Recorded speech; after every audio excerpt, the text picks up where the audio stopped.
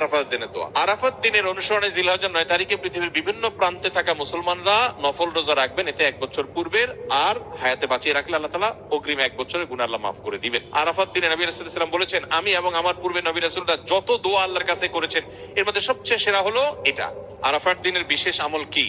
বিস্তারিত বলুন। আরাফাত দিনের আমল, যারা আরাফায় অবস্থান করছেন তাদের জন্য একরকম, আরাফাত দিনে যারা আরাফায় অবস্থান করছেন না, বিশ্বব্যাপী বিভিন্ন জায়গায় আছেন, তাদের জন্য ভিন্ন রকম। যারা আরাফা অবস্থান করছেন, নবী আলাইহিস সালাম বলেছেন, খায়রুদ দুআ দুআউ ইয়াউমি আরাফা। এই হাদিসের এই অংশটা যদিও আম, এখান থেকে আরাফাত দিনের দোয়াকে নবীজি বলেছেন আরাফাত দিনের দোয়া হলো সবচেয়ে সেরা দোয়া। বছরের যে কোনো সময়ের মধ্যে সেরা দোয়া হলো আরাফাত দিনের দোয়া। যদিও আরাফাতের ময়দানে হাজিদের দোয়া কবুল হয়, ফেরত দেওয়া হয় না, বহু হাদিস আছে। যেহেতু হাদিসে আরাফাতের দিনের দোয়াকে সেরা দোয়া বলা হয়েছে, আমরা যদি দূর থেকে আল্লাহর কাছে দোয়া করি, আশা করতে পারি আল্লাহর কাছে, আশা করতে অসুবিধা নেই যে আল্লাহ তাআলা দোয়া হয়তো কবুল করবেন। দ্বিতীয়ত নবী রাসূলুল্লাহ সাল্লাল্লাহু আলাইহি ওয়াসাল্লাম বলেছেন, খায়রু মা আনা কুলতু আনা ওয়ান নাবিয়্যুনা মিন ক্বাবলি লা ইলাহা ইল্লাল্লাহু ওয়াহদাহু লা শারীকা লাহু লাহুল মুলকু ওয়া লাহুল হামদু ওয়া হুয়া আলা কুল্লি শাইইন কাদির। আরাফাত দিনে নবী রাসূলুল্লাহ সাল্লাল্লাহু আলাইহি ওয়াসাল্লাম বলেছেন, আমি এবং আমার পূর্বে নবী রাসূলরা যত দোয়া আল্লাহর কাছে করেছেন এর মধ্যে সবচেয়ে সেরা হলো এটা, লা ইলাহা ইল্লাল্লাহু ওয়াহদাহু লা শারীকা লাহু লাহুল মুলকু ওয়া লাহুল হামদু ওয়া হুয়া আলা কুল্লি শাইইন কাদির। এটা আমরা বিশেষ করে পাঠ করব। আরাফাত দিনে হাজী সাহেবদের জন্য রোজা রাখা নিষেধ, বেশি বেশি দোয়া করবেন তারা, তাদের জন্য করণীয় আমলগুলো।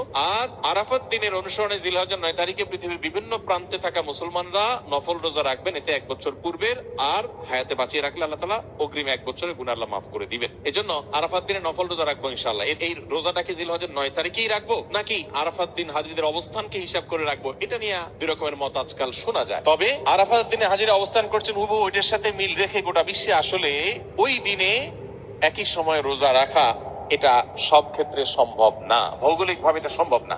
এজন্য জিলহজের 9 তারিখটা যদি কেউ রোজা রাখেন, ইনশাআল্লাহ বিদিল্লাহ তিনি এই ফজিলত এবং এই তাৎপর্যের মাহাত্ম্য পেয়ে যাবেন, এবং এই মতটা অধিকতর সব দিক থেকে সমৃদ্ধ এবং যুক্তি সমৃদ্ধ। এজন্য আমরা আরাফাত দিনে যারা আরাফাতের ময়দানে অবস্থান করছি না তারা রোজা রাখবো ইনশাআল্লাহ বেশি বেশি করে।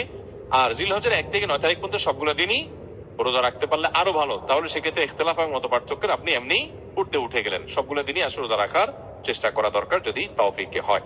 বছরে